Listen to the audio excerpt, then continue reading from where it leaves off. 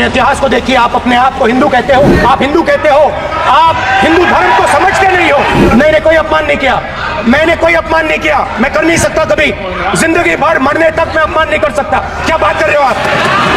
अब शांत हो जाए, खत्म कर रहा हूं सर, घबराइए मत, डरो मत। डर का माहौल है हिंदुस्तान में, डरो मत, डराओ मत। My friends are smiling but they are also scared. In the BJP only one man is allowed to dream to be prime minister. If the defence minister decides he wants to be prime minister, there is a big problem, there is fear। Sir जब भी मैं उसको हटाना चाहता हूं मुझे ये करना है सर, वो हटो देखो अभी डर रहे हैं सर, फोटो से, शिव जी के फोटो से डरते हैं सर, इस फोटो से डरते हैं अभी। पोस्टर नहीं आने दूंगा, गलत तरीका है सर, फोटो दिखाना गलत नहीं है सर, आपकी परमिशन लेके परमिशन नहीं है सर, मैं ये फोटो दिखाना चाह रहा हूं, मैं समझाना चाह रहा हूं, नियम के तहत परमिशन नहीं है माननीय। अच्छा, बजट का जो हलवा है सर ये बट रहा है, और इस फोटो में सर मुझे एक ओबीसी अफसर नहीं दिख रहा, एक आदिवासी अफसर नहीं दिख रहा, एक दलित अफसर नहीं दिख रहा। ये हो क्या रहा है सर?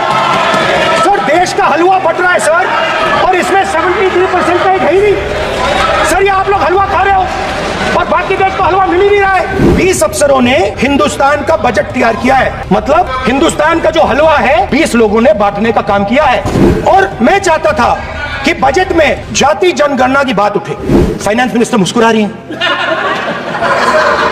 कमाल की बात है, ये हंसने की चीज नहीं है मैडम, ये हंसने की बात नहीं है, ये जाति जनगणना है, इससे देश बदल जाएगा। मिडिल क्लास अब आपको छोड़ने जा रही है और इस साइड आ रही है। मिडिल क्लास जो है वो शायद इस बजट से पहले प्रधानमंत्री को सपोर्ट करता था। जब प्रधानमंत्री ने कोविड के समय उनसे थाली बजवाई थी तो उन्होंने दबाकर थाली बजाई, धड़ धड़ धड़ धड़ धड़ थाली बजा बजाई। हमें अजीब लगा, मगर प्रधानमंत्री ने मिडिल क्लास को ऑर्डर दिया तो मिडिल क्लास ने थाली बजाई। उसके बाद प्रधानमंत्री ने उसी मिडिल क्लास से कहा मोबाइल फोन की लाइट जलाओ, और मोबाइल फोन की लाइट जली। मिडिल क्लास ने पूरे हिंदुस्तान में मिडिल क्लास ने मोबाइल फोन की लाइट जलाई। अब इस बजट में आपने उसी मिडिल क्लास के एक छुरा पीठ में मारा, दूसरा छुरा छाती में। इंडेक्सेशन जो आपने कैंसिल की वो पीठ में छुरा था, और जो कैपिटल गेन्स टैक्स आपने बढ़ाया वो छाती में छुरा था। जो अन्नदाता है उनको आप सही दाम नहीं देते हो। इस चक्रव्यूह से निकलने के लिए उन्होंने आपसे सिर्फ एक चीज मांगी है, दो चीजें नहीं मांगी है, सिर्फ एक चीज मांगी है। उन्होंने कहा है कि हमें लीगल गारंटीड एमएसपी दे। आपने उनको बॉर्डर पे बंद कर दिया, रोक दिया, आज तक रोड बंद है। आप उनसे बात करने को तैयार नहीं है। वो यहाँ आए, मुझसे मिलने आए, आप उनको अंदर नहीं आने दे रहे। आप सदन में असत्य नहीं कहे, आप वो सर, एक मिनट, हाँ, मगर आपने नहीं किया तो मैं यहाँ इंडिया गठबंधन के तरफ से गारंटी देता हूँ कि हम ये काम करके दिखा देंगे। जो आपने अपने बजट में नहीं किया वो मैं हिंदुस्तान के सब किसानों से कहना चाहता हूँ, गारंटीड लीगल एमएसपी हम इस सदन में पास करके आपको देंगे। कुरुक्षेत्र में एक युवा को, अभिमन्यु को 6 लोगों ने चक्रव्यूह में मारा था। चक्रव्यूह के बारे में थोड़ी रिसर्च की और पता लगा तो जो चक्रव्यूह होता है स्पीकर सर, वो लोटस के शेप में होता है, कमल के फूल के शेप में होता है। 21वीं सदी में सर एक नया चक्रव्यूह तैयार हुआ और उसका चिन्ह प्रधानमंत्री जी अपनी छाती पर लगा के चलते हैं।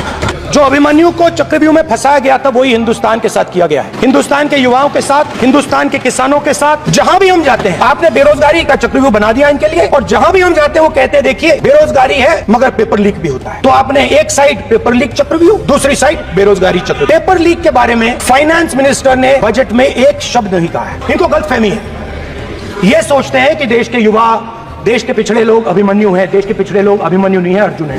ये जो आपने चक्रव्यूह बनाया है, इस चक्रव्यूह से करोड़ों लोगों को नुकसान हो रहा है, दर्द पहुंच रहा है, और हम इस चक्रव्यूह को तोड़ने जा रहे हैं।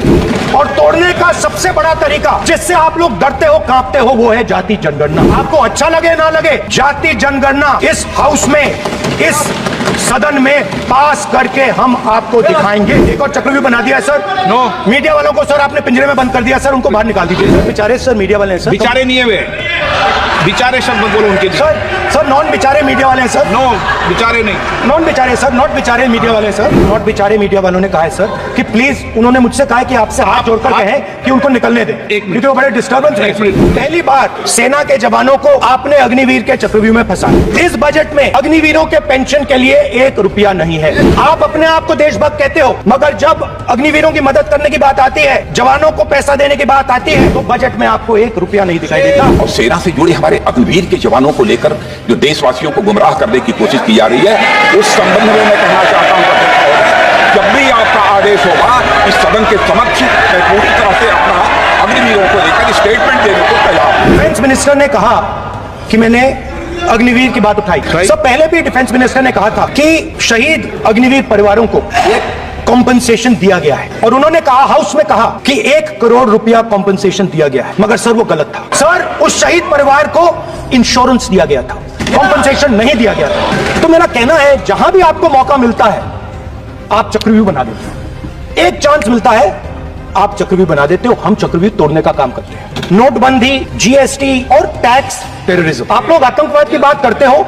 पूरे देश में अगर कोई भी व्यक्ति छोटा बिजनेस चलाता है तो रात को उसको फोन कॉल आता है इनकम टैक्स डिपार्टमेंट से, जीएसटी से, और टैक्स टेररिज्म का वो शिकार होता है। इस टैक्स टेररिज्म को रोकने के लिए बजट में आपने कुछ नहीं किया है और हिंदुस्तान के गरीब लोग सपना ना देख पाए, सिर्फ अदानी और अंबानी। तो अगर सर मैं आपसे सवाल पूछना चाहता हूं। मेरे से सवाल मत नहीं पूछ सकते आप। Sorry sir.